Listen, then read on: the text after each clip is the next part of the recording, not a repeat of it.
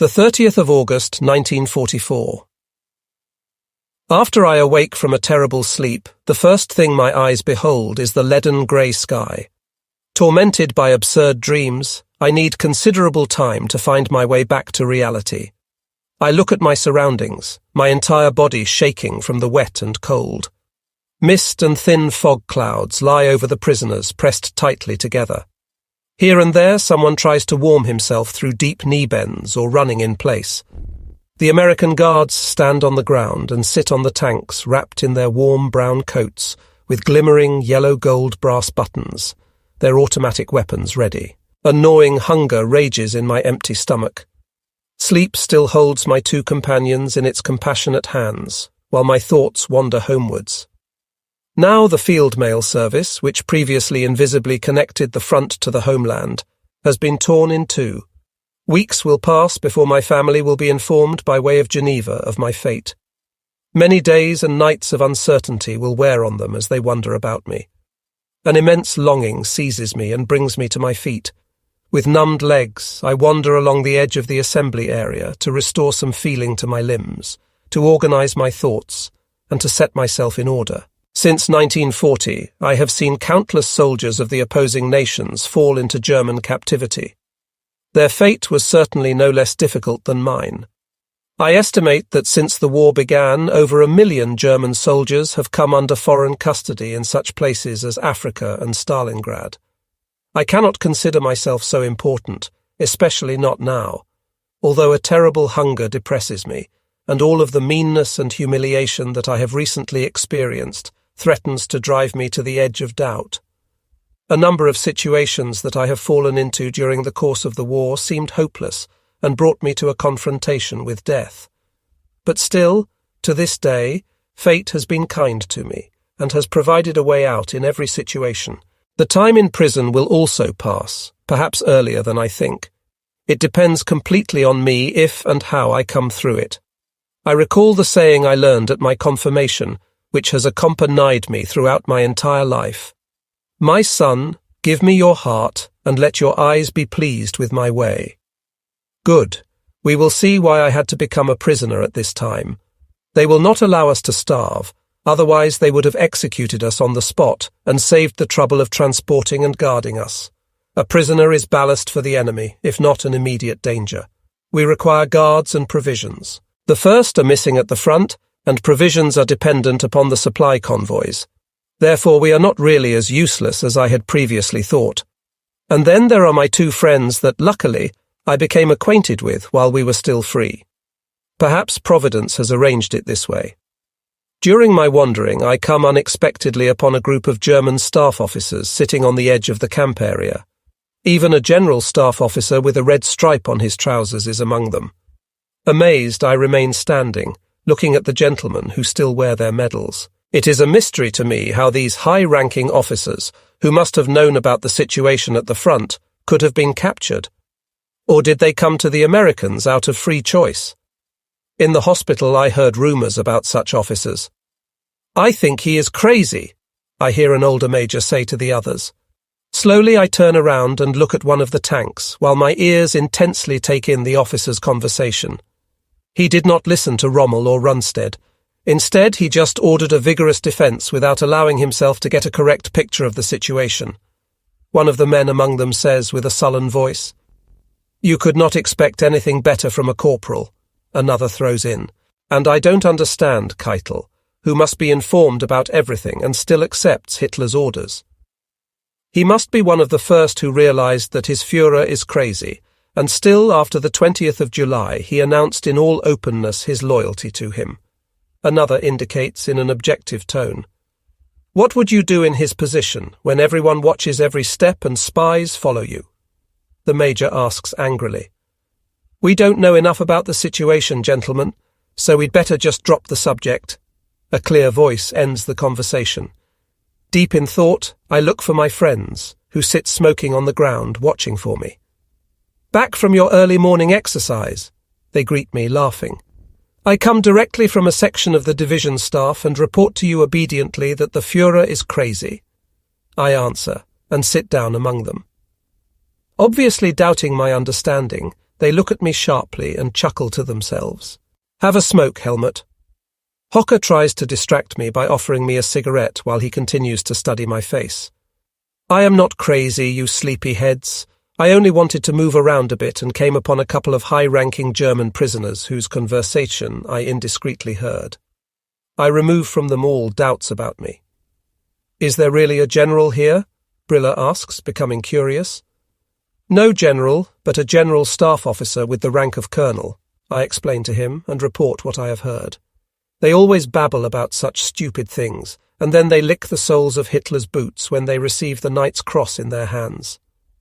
Briller pushes away the talk about officers. Hitler is crazy for them now that he can no longer use them, Hocker spits out contemptuously. Still filled with bitterness, I look toward the wood's edge, from which a group of Americans are coming toward us. When they reach the German staff officer, they stop. After a short exchange of words, the German general staff officer salutes and goes into the center of the assembly area. Listen up, all of you, he calls with a clear voice. The Americans have just informed me that in half an hour we will be transported from here. They ask, therefore, that as soon as the trucks arrive, we assemble in 5 rows, so that we can be loaded as quickly and easily as possible. We are going to a collection camp in which we will immediately be given something to eat. Nothing will be taken from anyone. By this occasion, I want to ask you personally to keep order and discipline, so that in our present situation we can impress the Americans.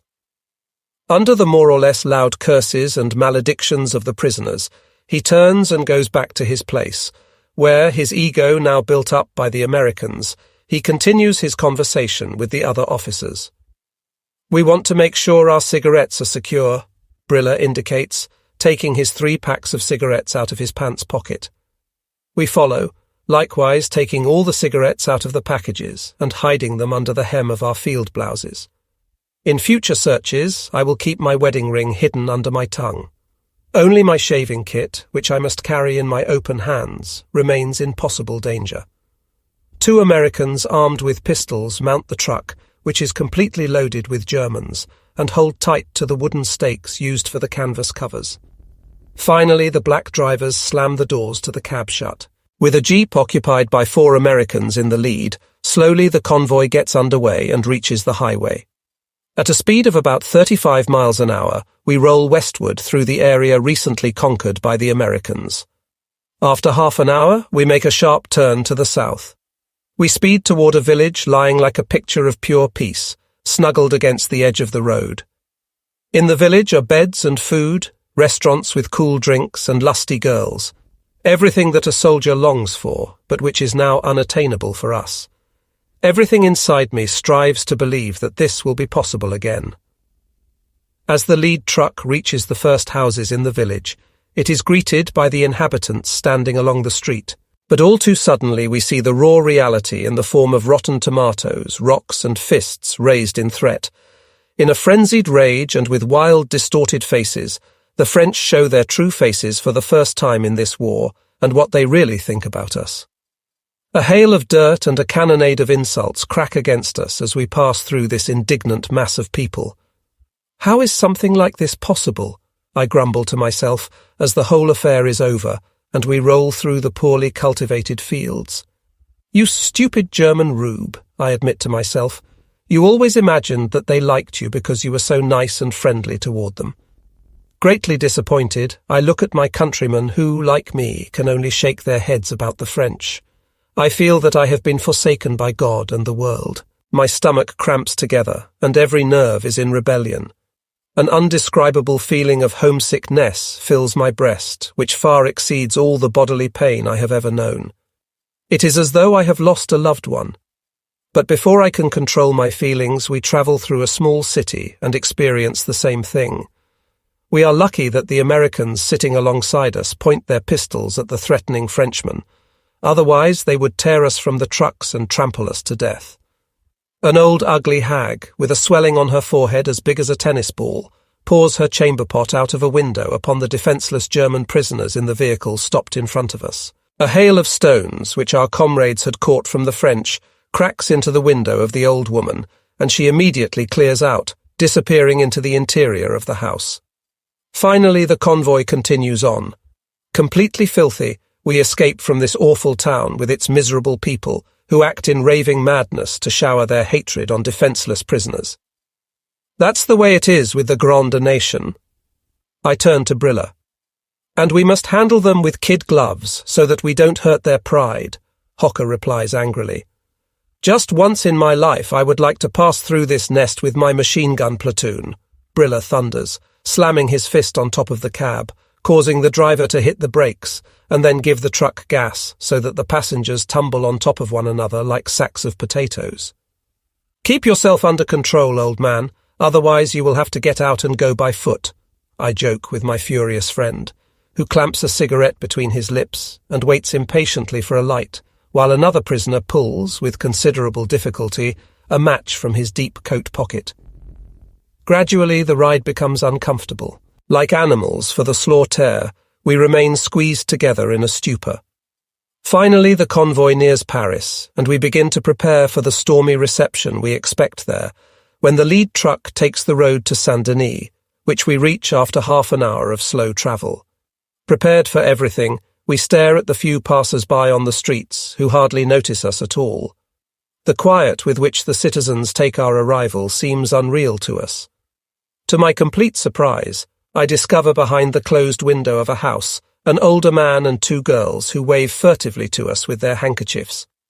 Not until we exit the city do a couple of young punks and pious hookers, with their repulsive gestures, blur the good impression that Saint-Denis has made upon us.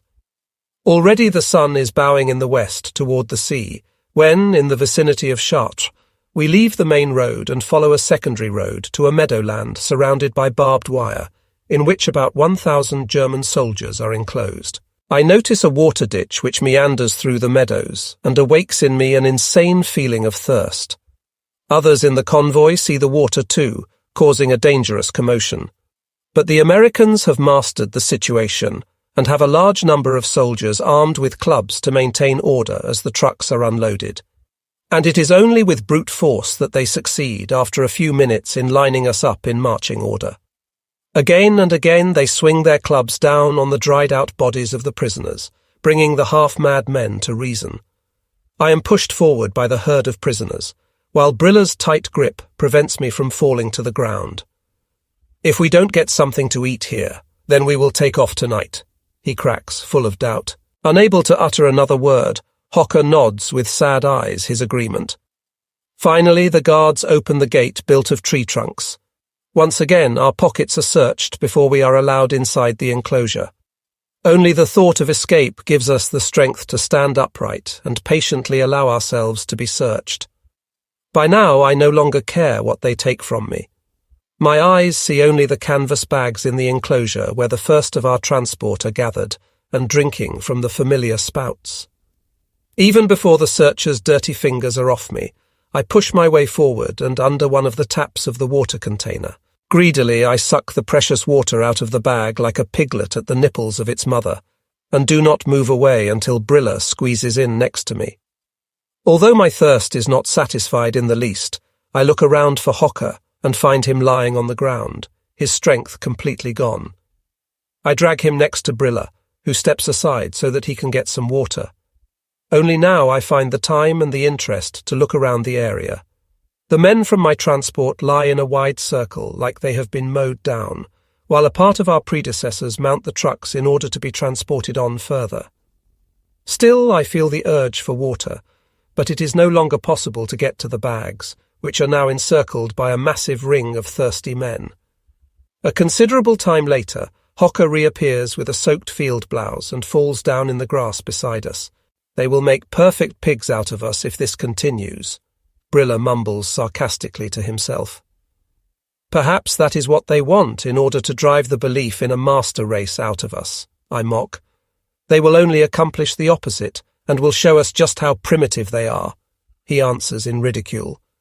For the time being, I don't give a damn about that if they just finally give us something to eat. They are at least responsible for that after they have taken away our freedom. Hocker jabbers with tear-wet eyes, which sees me with so much sympathy that I could commit murder to get him a piece of bread. Don't talk about eating, Willie, otherwise you will just get hungrier, Brilla continues in an irrational tone, It looks like the good air here is enough for you, and you are just happy to have saved your dirty hide. Hocker flies into a rage at Brilla. Put an end to trying to kill each other, then that will be the beginning of the end. I interject in order to prevent a useless conflict. Defiantly, each one turns his back to the other and stares at the ground. It has come this far. We begin to attack one another because of our hunger. This realization moves my heart to a previously unknown hatred for the Americans. We must undertake escape at any cost. The desperate decision to get out of this misery, or die trying, rips at me. Let's get some water to drink, friends. I try to bring about a conciliation. Without a word, they follow me to the water tank, where we lie under the spouts and fill ourselves. At least inwardly united, we return again to our old place and fall into the grass, where I keep a lookout for the Americans. What do you say about that? I nudge my two companions and point with my finger to a group of Americans who come into the enclosure with boxes on their backs and then stack them up. If there is no food for us, then I will eat grass the rest of my life, Hocker registers after a long pause. You don't have to do that, I answer happily. Then I notice that the Americans are tearing the bands from the boxes and taking the lids off. Already there is a steady movement toward the boxes. We too shuffle in the immediate proximity of the feeding place, watching, with eyes like shy deer made tame by hunger, how the Americans carry in and open more and more boxes. Finally, one of them asks me, "Speak English?" "A little," I answer him coldly. "Please put the men in 5 lines right now." He indicates to me, taking a small can out of the box which he throws into the air and catches like a ball. Fighting back my excitement, I mount a nearby stack of boxes and turn to my comrades. "Listen up," I call with a voice unknown even to me. "The Americans order that we line up in 5 rows so that they can distribute the provisions. Keep 3 steps distance from each row and hurry up so that we can finally get something between our teeth." If before I had imagined that I had learned somewhat how to handle soldiers, I am now bitterly disappointed. The men respond to my words like a scared herd of sheep chased by a fierce dog. Instead of lining up, they fight to get to the front, while the weaker ones are run over without any consideration. A German Odyssey. Get in 5 rows, then we will get our provisions in the shortest time. I try once again to bring some reason to the herd. "Shut your mouth, you pretender!" a private standing a considerable distance away bellows. "We don't need a sergeant anymore. Get down off your throne and see that you get in line yourself." Ashamed, I jump from the box and step toward Hocker and Brilla, who are raging red with anger. "Come over here," a red-haired American waves to us, taking 3 small cans out of the box which he gives to us. "It's okay, boys. We can wait until they get in the lines," he says to his comrades in a gloomy manner, whereupon we withdraw in anger about the lack of discipline shown by our fellow German prisoners. Such idiots. Hocker begins to cuss, staring at the small can in his hand. No one would have thought it possible how they fall apart, especially in front of the Americans. "That's the way it is with the famous German discipline," I say dejectedly, "but let them do what they want. I'm not going to worry about them. If they don't need a sergeant anymore, then we don't need any privates either." We watch the shameless action by the Americans as they beat the German prisoners mercilessly with their red-lacquered sticks after they try to use force to get to the boxes. It had to come to this, I say bitterly and sit back down. "They do not deserve any better," Brilla indicates, unmoved, staring at the can in his hand. "Damn it, I have such a hunger that I could eat a bloated cow. How am I supposed to get into this can of shit?" Brilla laments. I shuffle through my shaving kit for something to open the cans with, while Hocker walks along the ditch looking for a sharp-cornered stone. Brilla slams his can against the iron on his heel until a white broth gushes out of the hole. He quickly puts the can to his mouth and begins sucking out its contents. "What is inside?" I ask, shaking with greed and listening to the noises Brilla makes trying to eat from the can. "It tastes like carrots and meat," he answers. Filled with impatience, we beat the cans against our iron heels. Finally, what looks like a hole appears in mine, but I can't get any juice out even though I suck on it like a crazy man. "It smells like ham or eggs," I think out loud. Then the junk in my can is decayed, and I have swilled the broth. Brilla wails in despair, throwing the can into the grass. Hocker returns with several stones in his hands. Busy like woodpeckers, we work with the sharp rocks on the cursed cans, until a long crack opens in the side, which, with the help of my razor, I spread apart. Now I squeeze the index finger of my right hand through the crack, and with it I drill into the soft contents of the can. Twisting it slightly, I pull it back out of the can, and with a sudden motion pinch part of the pudding-like mass into my mouth. Not certain what it is that I am eating, I continue this process until it is clear that the can is empty, though hunger rages more strongly in my bowels. Terribly disappointed, I look to my two comrades who, still in doubt, search in their cans for any remaining bit of food. Angrily I throw the empty can into the ditch and stare at my index finger, which in contrast to the others is clean on the upper half. Not once did we wash our hands before we ate, although water was right under our noses. Hungry and full of disappointment and despair, we fall on our backs into the grass and stare at the nearly cloudless sky, where the first stars can already be recognized. Along the barbed wire, the guards light small campfires. "We should find a place for the night," Hocker says, gloomily breaking our silence. "Here along the ditch it is very damp." We get up without a word and look over the fenced-in meadowland. "It doesn't matter," Brilla indicates and begins to pull out the grass, preparing a place to lie down. "Don't bother with that, Brilla," Hocker interrupts him with a weak voice. "Down there where I found the stones there is dry reed grass and bulrushes that will give us a good mattress." Weak-kneed, we walk along the ditch to the place Hocker has discovered. Listlessly we collect the sparse grass and carry it to a dry place and pile it up. Exhausted, we lie down upon it. How long will it be until we will be able to sleep in a real bed? That is the thought that rattles in my tired brain. How good it would be if we could be changed into birds and could fly home. What are they doing and thinking at home right now? Do they sense that something has happened to me? I wrote my last letter in Le Bourget on August 17th. Their letters to me will be returned, and when they arrive the senders will be shocked terribly. We must risk escape in order to save our loved ones the awful distress. We could simply head eastward during the night across the fields and feed on fruit and other plants from the fields. Within a month we would reach the Rhine, or else a bullet would catch us and put an end to the whole misery. We don't know if the Americans will turn us over to a farmer, as is the usual practice in Germany. Then we would at least have food and a bed. Perhaps the German divisions will return and bring us freedom. Certainly Hitler will counter the advance of the Allies on the Marne and in the Ardennes with his own offensive. Then the French will spit on the Americans like they are now doing with us. I certainly would not want to be a Frenchman in that situation, because there are now too many bills to be paid after they have shown us their true face.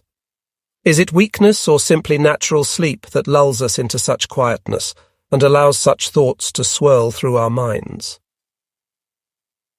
The 31st of August, 1944. It could be about 3 o'clock in the morning as I am awake.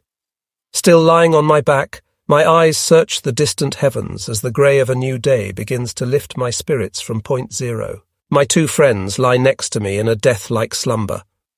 Quietly I get up and attempt the first steps with my stiff limbs on this, the third day since we were captured. Like a piece of iron drawn by a magnet, my steps guide me to the barbed wire that encircles us. With both hands in my pockets, I stand staring at the awful barbs of wire. Only man, in his complete baseness, is capable of coming up with such a terrible means with which to spoil God's free earth. Do I see these rows of barbed wire for the first time today? Certainly not. During the long war years, I too have set up the huge rolls to protect our positions. Even in my childhood I saw the cow pastures encircled with it, in order to control the movement of the animals that were kept there. Why does this same wire look different in my eyes today? This time its barbs are directed toward my flesh and force me to finally respect it. "Why are you standing at the fence and not sleeping?" A strange voice from the other side unexpectedly tears me from my brooding thoughts. Gnome-like, a figure stands in the dark grey of the early fog on the other side of the wire and points a rifle at me. "Shoot me if I am bothering you." My sleepy blood boils over while my eyes search for a good rock to throw in the American's face. Your dangerous words indicate that you are very bitter, he continues calmly in a quiet tone. Why do you ask about a prisoner of war? Your comrades haven't shown such interest. I enter a dispute with him. You must not believe that all Americans are scoundrels who want to rob you. In a few days you will be in a real camp in which you will be registered, clothed, and shipped to the United States. Then you will think differently about us, he indicates, hanging his rifle on his shoulder. I am anxious to see if you speak the truth. Each time we are transported, we are promised provisions, but for days we have received nothing except for the little cans last night. I answer him in a skeptical tone. Go back a couple of steps from the wire and sit down. I will be right back. Here, smoke a cigarette so that I can find you again, he stammers, quickly throwing me a cigarette over the fence before heading toward the direction of the American tents. Although I wonder what his conduct means, I sit a few yards from the fence and wait without expecting much when he returns. Then it comes to me that the fellow speaks very good German. I wonder if he is a German-American or a trained spy. Observing the cold American cigarette in my fingers, after a few minutes I hear steps quickly approaching. With difficulty my eyes strain to penetrate the dark twilight and the thin fog. Like a shimmering figure, he appears at the fence and makes a soft sound which can only be for me. Cautiously I get up and respond with a subdued hello. Come here, German, he whispers enticingly over the fence, and I clearly observe a paper bundle that the man pulls out from under his coat. Do you want to coax me to the fence so that you can do away with me? I let slip unintentionally from my lips. Here, take this and be at this place tonight at midnight. My name is Eric and my parents are from Stuttgart, he bubbles, ignoring my terrible suspicions and extending the bundle toward me through the fence. Impulsively I spring to the fence, grab the bundle with outstretched hands and dash back to my place. Without waiting for any thanks, the man disappears as though into the earth. Only the movement of the disturbed wire still vibrates in the early morning dark. With beating pulse, I rip open one corner of the warm package and kneel in the grass, overwhelmed at the view. Spread out before me is a cooked chicken from which the steam rises, sending my senses into confusion. As quickly as I can, I rewrap this fantastic splendor and speed back to my comrades as though I were being chased. Hey, you sleepyheads! I shake them awake. Look at this! Still drowsy with sleep, they stare at the bundle, whose secret the paper covers. Suddenly Briller jumps up, seizes the package, and brutally tears the wrapping paper to shreds. Completely confused and unable to utter a word, he gapes in unbelief at the chicken, bread, cigarettes, and chocolate lying in the grass. Divide it into 3 parts, Willie. I turn to Hocker with a trembling voice. With fingers like the claws of a bird of prey, he seizes the chicken and tears it apart exactly in the middle. Before I can describe the process, he separates the drumsticks with a twist. Without losing a single word, he shoves the 2 drumsticks toward me, takes half of the rest in his hands, and sinks his teeth into the yellow skin. Shreds of skin hang from his mouth like a bedspread. Satisfied, Briller and I grab our portions, and then nothing but biting, chewing, and swallowing can be heard from 3 completely starved and half-crazy human beings. Minutes later, the pale bones, completely cleaned of every piece of meat, lie at our feet. Now divide the bread, Willie, Briller breaks out impatiently. With a few pulls, the bread is torn into 3 parts. It is just a small loaf of white bread, about 300 grams, and is gobbled up in a second. Have we really had something to eat, or is it a hallucination? Have our stomachs become barrels without bottoms? We will never be full, friends. Hocker forms my thoughts into words. Let's eat the chocolate now and then drink the canal dry, Briller suggests, seized by his desire for food. Listen to what I suggest, fellows. I attempt to persuade my companions. As you can imagine, these things were given to me by an American. The man is a German-American and understands our situation. He maintains that we will be sent by ship to America in a short time. Be that as it may, I don't want to starve to death either in the USA or here in France. Tonight at midnight I'm supposed to go back to the same place where he spoke to me. Certainly he will not come with empty hands. If we save the chocolate now and that which we will receive tonight, then we will have a small stock and can eventually slip through the wide strand of wire after midnight. I believe, after my conversation with this philanthropist, that here will be our last opportunity to escape, and later we don't want to regret that we have let it pass by. What do you think? I ask my friends and look at them intently. It is a good idea, Helmut, but have you found a hole where there are no guards? Brilla says thoughtfully. No, but when night falls, we will keep the guards in sight. Certainly they are convinced that we are all too weak and no one is thinking about escape. For that reason, they will not be very alert. Up to now, nobody has counted us, and they won't be aware of our escape once we have passed through the fence unobserved. I explain my thoughts completely. Agreed, everyone declares at almost the same time. Then let's get some water to drink, then go back to sleep so that tonight we can cover as much ground as possible. I encourage my friends as I stand to my feet and move in the direction of the water sacks. With a proud feeling in the breast that we have a worthy goal in sight, I return with Hocker and Brilla from the water tank back to our places.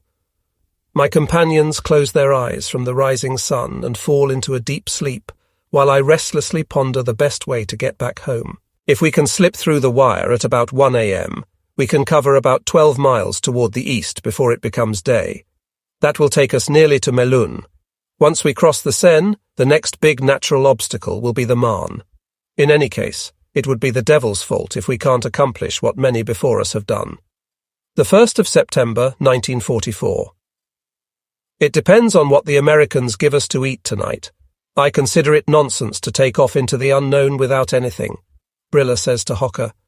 What do you mean here in the unknown? Hocker prods him. Is there perhaps something here besides the constant hunger? He said that the American told him about our upcoming transfer, and I don't believe that they want to take us to America to let us starve to death. Brilla utters his sentiment. Apparently you have not yet been burned enough, my dear. Don't you remember the flyer we found by Saint-Sauveur in which they urged us to desert, and they would give us the same provisions that they give the American soldiers? At that time, we did not believe it anyway, and were not at all interested. But today we know that it is all lies and falsehoods. Just take a look at yourself, at what they have made of you. It's too bad that I don't have a mirror so that you could see your face. Hocker ends his speech. Thank you for the explanation. Your face is enough so that I can imagine what I look like. But don't misunderstand me. I am in favor of escape. It's just that there must be certain conditions, Brilla explains. Then once again we are united, old fellow, I conclude. We will create the necessary conditions today. I suggest that we snoop around among the comrades and see if someone has a compass. Trust me, for chocolate or cigarettes you could buy a house in Germany. First, let's smoke one ourselves. I'll go get some matches. Perhaps it will be the occasion to find a man with a compass. Hocker jerks himself up and goes away. Don't you have your heart in the planned operation, Robert? I ask Brilla after Hocker has left the two of us alone.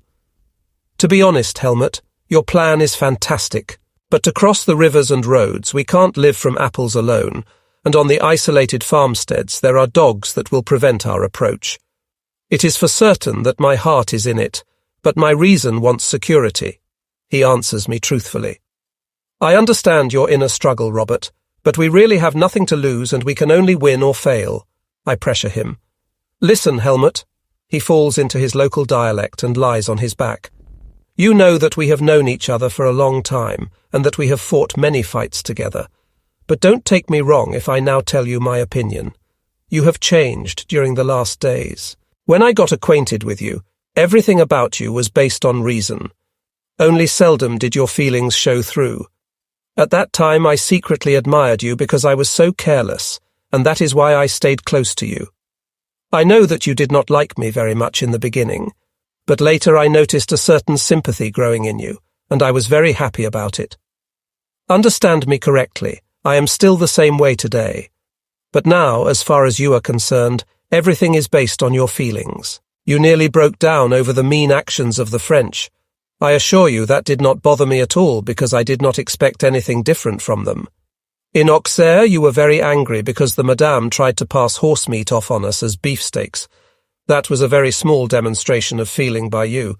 but you washed it down with a cognac, and that impressed me very much. To come to the point, old friend, listen to what I say. Use your understanding once again. Throw your feelings overboard, otherwise I see only bad for you. One thing more, Helmut. I like you very much, and I will stand by you regardless of what fate has determined for us. I ponder Brilla's words without being in a position to contradict him. I know only too well that he is right.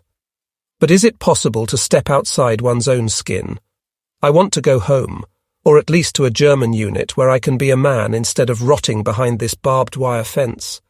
How easily these words are said, even when they are meant to be taken seriously.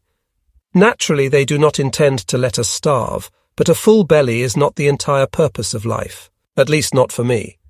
My grandfather had declared, "Man does not live to eat, but eats to live."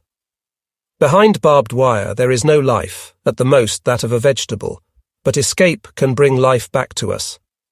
"Hey, you sun worshippers, take me with you," Hocker calls to us, following from a distance. "Man, you have to haggle with those guys like an old Jew," he laments after he catches up with us. "You can't believe how expensive every pants button has become." "Do you have a compass?" Brilla asks, abruptly stopping Hocker's surging speech. "No, but we can get a pocket watch. But the fellow wants 30 cigarettes for it, and it is an old clock that the Americans didn't even want," he observes further. "We can do business with him. If he is a smoker, then he will give us the watch for 20 cigarettes. In any case, we must get the watch as a substitute for a compass," I say in conclusion, and bend over toward the ditch. Half an hour later, we lie in the grass with clean-shaven faces and enjoy a cigarette in the warm sun. It may be 10 o'clock, and there is nothing going on in the camp. Only here and there a few German prisoners slip to the watering place. Bored, we doze along the fence in front of the American guards. Tonight we will flee from this unworthy life and, like animals in the free wilderness chased by humans, take up the fight for our existence. A joyful, prickling feeling surges through my entire being with these thoughts. Happily I wink at my two comrades, who are deep in thought.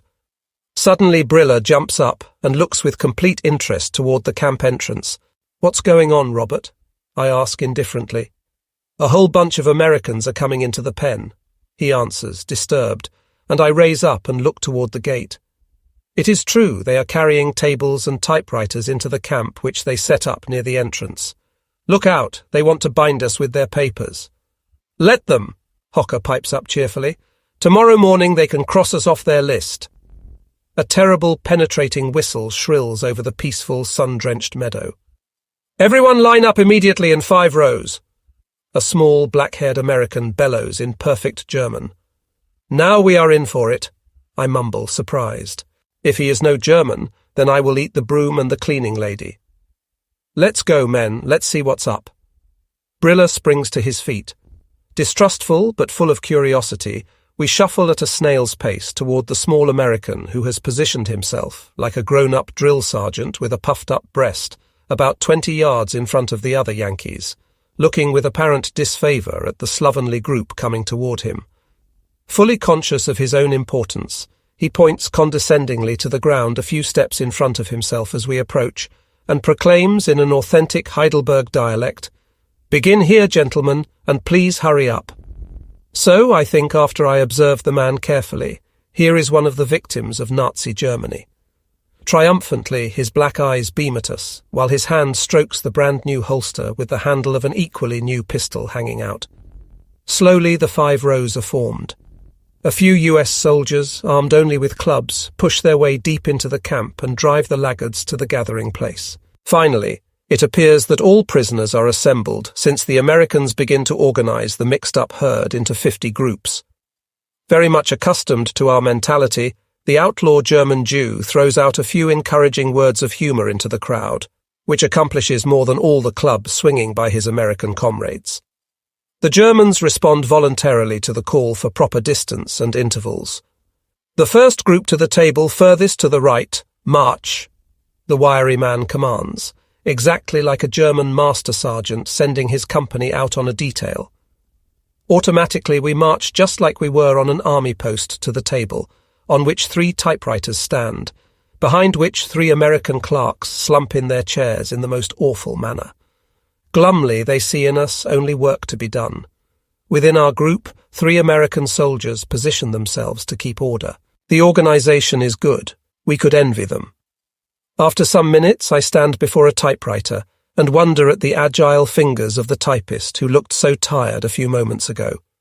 After I give my name, there follows my birth date, birthplace, weapon type, the number of my division, and the place where I was captured, all of which is typed on a form A4. Before I can retreat, another American hangs a postcard-sized label on my upper left pocket button with the printed letters, "Prisoner of War." "That is your new proof of identity," he indicates affably, and turns me over to one of the guards, who lets me back into the camp. I stop at the water bags, and in complete peace I drink in preparation for the coming dry days. Directly afterward, something registers in me which I had not noticed since our stay in the valley on August 26th. Acting against all unwritten rules for prisoners, I run as fast as my legs will carry me to the slope of the ditch and drop my pants. It is not much that my body gives out as excrement, but one must be thankful for the smallest indication that everything is still functioning. Then I cover the signs of the saving deed, like a cat, with earth. "Man, why did you take off like you were crazy across the meadow?" Hocker asks, worried, and standing on the rim of the bank. "If you can guess what I have hidden, then you will get exactly half of it." I grin unashamedly. "Thanks a lot, I understand." He laughs. "Were you really successful?" "Just a little bit, but hopefully in the future it will be regular," I answer, satisfied, and step toward Hocker as Brilla comes up behind him. Together we return to our usual place, where we study the prisoner of war cards. Prisoner of war surrendered at Soissons on August 29th, 1944. "Very good," I say. "We will need this receipt when we get to our troops. It proves clearly that we were captured. On the other hand, you should have had it dated before today, Helmut. Then without a pass, the Germans will certainly not take us in." Brilla pulls my leg and spits in a high arc upon a flower which pushes up out of the earth. It is high time to think about our winter camp. At home, the dahlias and the asters are in bloom. The wind blows over the wheat stubble. Fall and winter bring the worst time. We are going into the 5th year of this terrible war. Soon snow will lie on the graves of its countless victims. Let's look up the man with the watch. I turn to my comrades, who are busy removing the dirt from under their fingernails. "They are far from being finished with all their paperwork," Hocker answers, stretching his neck toward the gate. "Isn't it necessary for people to have 3 meals a day?" Brilla throws out the long-feared question. "It is at least noon," Hocker adds, "and they do not make any indication that they are going to distribute any food. Let's divide a package of chocolate, Willie. It would be wrong to rob our stomachs of the last piece of internal fat." Like a mean villain grinning at the tricks pulled on his companion, Brilla takes in my words, wrinkles his face, and takes out of a side pocket of his field blouse the familiar American chocolate and throws it into Hocker's lap, still smirking at him. "Don't push the whole piece down your throat at once," Hocker teases him while handing him his share. "I hope a piece sticks in your throat so that in the future you will keep your mouth shut," Brilla counters, letting a chunk of chocolate disappear behind his teeth. "Shouldn't we go tank up on water?" Hocker asks. "The stuff is easier to swallow with a drink." "Do you want to bring this whole mob into an uproar?" I hiss at him. "What will they think when they see us munching on chocolate?" "What they think is of no concern to me since yesterday, but you are right. We can't make life more difficult for the poor devils," Brilla mixes in. After we get rid of the traces of our secret meal, we make our way to the water bags with thirsty throats, just as the bags are being filled by a water wagon. At least they provide water for us. I express my thanks. We can't complain about the treatment either. Even the Jew was not mean, but conducted himself correctly. With great care, some Americans look after the water bags around which the spilled water has formed puddles. A grey-haired American takes a shovel from the truck and begins to dig a drainage ditch for the water. It does not occur to him to give the assignment to one of the many Germans standing around, which would have been expected. How different the Americans are. In general, their army is composed of older soldiers than the Germans. Is that why their treatment seems better? Their breakthrough at the Cherbourg bridgehead and the accompanying push toward Paris was anything but stormy, in contrast to our quick advances, which resulted in lightning-like encirclements. But they have at their disposal an almost unlimited supply of weapons and material, while after 4 years of war, we are at the point of burning out. The gate to the camp is opened by 2 guards. A truck rolls into the cage and stops in front of the gathering place.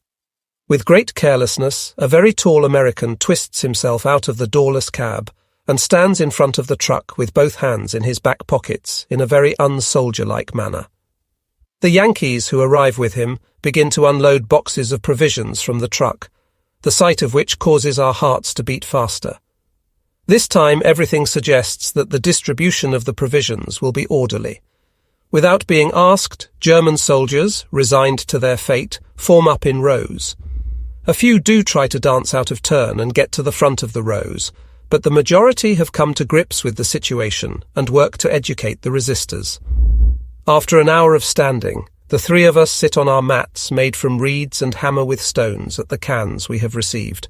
Today there are 2 cans for each man, and they are about 2 inches longer than our well-known iron rations. From the outside, both cans look the same. There is only a difference in the weight. It is clear that we try to open the heaviest first, and after yesterday's practice we are successful. The label on my can reads meat and beans. Without speaking, we scratch for the beans and meat with our index finger through the crack we have made in the cans, all the time our hunger driving us to a frenzy.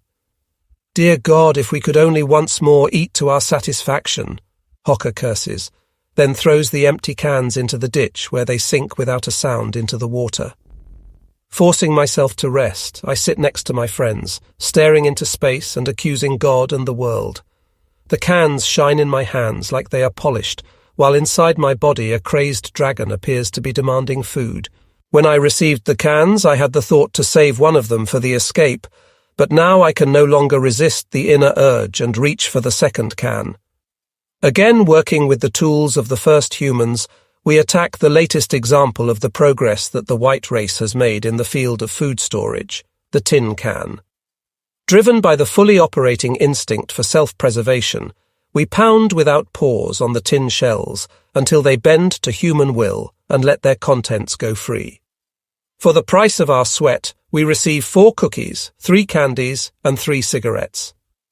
The damn Americans have nothing but dumb stuff in their shit cans, Brilla bellows, foaming at the mouth. They must take us for fools, Hocker joins in. We must disappear. We've got to get out of here. Otherwise, they are just making a circus out of us. I continue further. Let's go get some water to drink and look for the man with the watch, Brilla commands, as though he wants to say goodbye to the Americans on the spot. We stop at the water bags, to which are now tied several empty cans as water cups. A comrade who seems to be shaking in his boots offers us 3 cigarettes for 3 cookies. We ate them all a long time ago, Brilla says, undisturbed to his face. The cookies are only crumbs by the time you pound the cans open. I join in the conversation with this frail little chap. We made knives from the steel bands with which the food cartons were wrapped, he tells me with lightly suppressed contempt. Do you have anything against me? I ask him, somewhat amazed. Not particularly, but all of those of your rank are guilty of the shitty situation we find ourselves in, he accuses me through his small lips. Man, you don't look that dumb to make a sergeant responsible for the entire course of the war. Who put the bug in your ear? I ask him, becoming curious. Most of the men here cuss you 3 because you keep to yourselves instead of asserting our right to provisions with the Americans, he answers. So that's it, I say slowly. And what was your opinion last night when, at the request of the Americans, I asked you to line up? We don't need a sergeant anymore, is what you screamed. That's why you ended up getting beaten into line by the Americans, until you were finally eating out of their hands. Tell that to your dear comrades. By the way, in accordance with the Geneva Convention, which is now in effect for us, you can at any time elect a spokesman to represent your point of view to the Americans. Still, I feel sorry for the poor victims of war, even though I am one of them. But from now on, away with such useless feelings. I suppress my rising sympathy and turn my thoughts to escape. I catch, "Do you think you can find him again, Willie?" I ask Hocker after Brilla and up with him. "He is sitting over there with his buddies," he indicates with his chin toward a group of men lounging on the ground. "Hey, Fatso!" Hocker calls to the man and waves him to come to us when he looks up. "Do you still have your clock?" he asks affably while we drop to the ground. "Yes," he answers. "Let me see it." I inject myself into the conversation. With dirty fingers, he takes the watch out of the upper pocket of his field blouse and lies it in my hand. It is a very ordinary nickel-plated watch which could be purchased in France for 3 marks. "How much?" I ask the man. 40 cigarettes, he answers without blushing. "This morning you asked 30 cigarettes." Hocker laughs at him. "Then the Americans had not given out any cigarettes," the man answers indifferently. "In the next camp, a less modest American could find favor with the primitive thing, and then you would lose it." I make an attempt to lower the price. "Yes, and your cigarettes too." He turns the tables on me. "You have a good business sense. How about 30? I ask. "Nothing doing? 40 and not one less." He remains firm. "Then keep it. What time it is doesn't matter anymore." I pretend to be uninterested and get up. "Good. Give me the 30 cigarettes and it is yours." He finally comes around. Exactly at 4 p.m. we lie down at our camping place. From now on, 2 can sleep and 1 stays awake.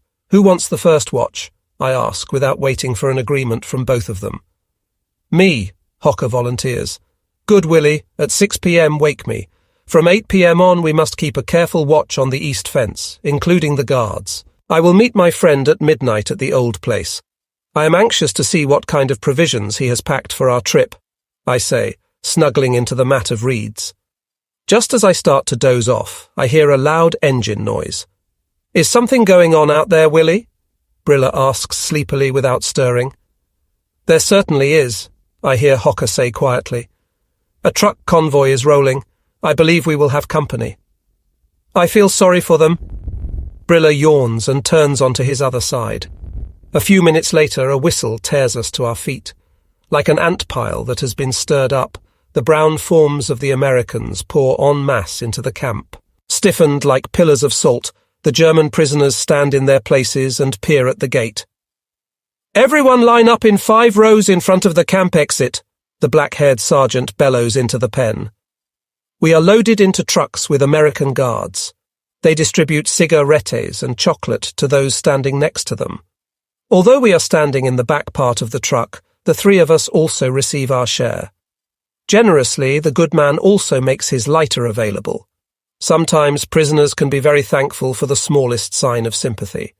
But still, the good-intentioned American must energetically and repeatedly ask for his lighter back, which some scoundrel among us tries to keep for himself. Finally, under pressure of the entire group, the rogue returns the lighter to the good American, after he has continually denied that he has it. Slowly we roll into Alençon. I was here in the city before, and my thoughts wander back to the past. How much has happened and what changes have taken place in the meantime, and it is only 3 months ago since I was wounded and spent the night here. Silently and without sympathy, the inhabitants of the terribly destroyed city stand on the road. Neither in a positive nor a negative sense do these people allow themselves to show their true feelings toward us. Who can they accuse? The defenders of the city, the Germans, are not the cause of the destruction. Only the attackers, that is the liberators, have turned everything into soot and ashes with their bomb carpets. We now pass a church, made unusually beautifully golden by the sinking sun. It stands like a flare spouting heavenward in the midst of a crater landscape, as one of the last witnesses of this city to the downfall of all of Europe. Laboriously, the column works its way through the rubble-covered and bomb-cratered streets. After we pass the last houses of a suburb, suddenly and unexpectedly we turn from the main street. Shortly afterward, we reach our destination. An enormous fenced enclosure lies before us, in which at least a division of German soldiers are crammed together. Vehicle after vehicle rolls through the gate and pours out its shocked cargo. It is a massive undertaking for the guard personnel to direct the new arrivals to the various components of the gigantic camp. Officers, non-commissioned officers, and soldiers are separated. Before the three of us comprehend what is going on, we find ourselves in a cage near the middle of the immense camp in what appears to be a section only for non-commissioned officers. "A hearty welcome to you, comrades," an impressive man's voice sounds from behind my back. "Staff Sergeant Schultz is my name, presently a prisoner of war in Alençon, France." He introduces himself. We tell him our names and grin like Cheshire cats at the friendly man who has a pencil and a scrap of paper from a cement sack. "I am the man for everything around here, and I don't want to miss adding you to my list, since it is possible that our captors will eventually give us provisions either today or tomorrow, based on the number on my list. By the way, you are in Compound 12, in case you missed it with your quick arrival. I am sorry I can't offer you a roof or a bed, but the sky has been considerate toward us and offers a wide star canvas over us. In this hotel there are no blankets or anything like that. Therefore, based on my own personal experience, if you start to freeze, I suggest that you lie on your stomachs and cover yourselves with your arse." "Do you always speak so much nonsense? Are you really that proud of your pig pen?" Brilla smiles, already pleased with this fellow. "It pleases me that you at least deal with the situation with some humour. We have enough failures here who long ago lost their nerve." He follows up with Brilla's joke and extends his hand. "When did they bring you to this side of the front?" he asks, keeping a sharp eye on us. We give a short account of our story as a new circle of curious forms around us. "The Americans are already in Soissons," is their only reaction, and they slowly separate from us. Finally, I have the time to look around my new surroundings. There is not much to see except for captured German soldiers, barbed wire, and a completely trampled meadow. Yet something does catch my attention that nearly stops my heart from shock. There is a tree in the compound whose roots have been uncovered by the hands of many men, and the thin ends ripped off. The trunk is robbed of its bark. Only a few strands flutter brown and dead in the light evening breeze. "Does the tree tell you anything, my friend?" Schultz interrupts my stare as he follows my gaze. "How long has this camp existed?" I ask tensely instead of answering his question. "I don't know, but this tree lost its bark and roots in the last few days." "Just like before, there is nothing here to eat," Hocker mumbles disappointedly to himself. "Where can you get a drink of water?" Brilla asks, looking around the compound. "We only get water once a day, but that is supposed to get better. At least that's what the Americans have promised." Staff Sergeant Schultz answers him, but even he looks like he does not believe it. "It is slowly getting dark, men," he indicates, concerned. "If you want, you can sit next to me. I have a piece of cardboard at my place." Slowly we follow him into the right corner of the enclosure, where he sits down next to a stick with his hat upon it shoved into the ground. His rolled-up coat and an open piece of cardboard lie on the ground. "Don't be bashful and take a seat, otherwise your legs will soon stick up into your empty gut," he encourages us, wiping with his hand the free spot on the cardboard as though he fears we might get our pants dirty. "Aren't you afraid that someone will take your coat?" I ask him after we have sat down. "Where will the thief go with it?" He laughs with a question. "He could go to the fence and sell it to someone else," Hocker answers in my place. "It's easy to see that you haven't been prisoners very long," he laughs. "Otherwise you would know that behind barbed wire one does not go unobserved for a moment. Here you cannot even scratch your behind without at least 20 pairs of eyes seeing it."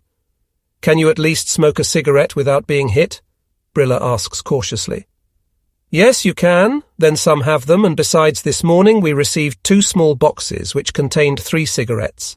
He responds to Brilla's question, who then takes a cigarette out of his boot. "Thank you. I don't smoke anymore." Schultz turns down the cigarette Brilla offers him. "What do you mean anymore, comrade? Have you given it up?" I wonder. "Yes," he indicates matter-of-factly. "If you can't get them, then the cigarettes really become coffin nails. In the beginning it is naturally hard to do without them, but I gave away the rest that the searchers left me, and now it is easy for me to go without them." There is a lot of self-control in this man, I think to myself, as I draw a deep breath of smoke which somehow makes me full but also weak. Tired, I let myself fall backward into the trampled grass and stare upwards into the stars. Alençon, a city in France on whose periphery today, September 1st, 1944, at least 15,000 German soldiers are camping under the open sky under the control of American machine guns. Fate? Who can believe it? Where is the German military genius of which the history books never tire of reporting? Or with the invasion, did they simply write us off in order to deceive the enemy and start an offensive from deep within our territory that will strike a blow of destruction? Questions, nothing but questions, which force themselves up during the long night and which neither I nor anyone else can answer. The 2nd of September, 1944. The warm rays of the mild September sun push aside the night and begin to change the dew into steam. A thick bumblebee circles around Hocker's nose, then lands on the small bridge of his nose, tearing him from dreamland. Man, I thought I was in the airplane that took me out of the encirclement at Stalingrad, and I could once again feel the wound in my back. Instead, the hum of this damn beast around my skull and a club of grass caused my back pains. He greets me with a sour laugh, disappointed with reality. Nearly all the prisoners stand at the exits to their compounds, their hands in their pants pockets, gaping expectantly toward the main gate, where a command sergeant major, whose face is covered with a Genghis Khan-looking beard, stands with other non-commissioned officers. That fellow was appointed camp spokesman by the Americans and is the biggest swine that I have ever laid eyes on. Schultz continues his explanation. He is from the eastern region, but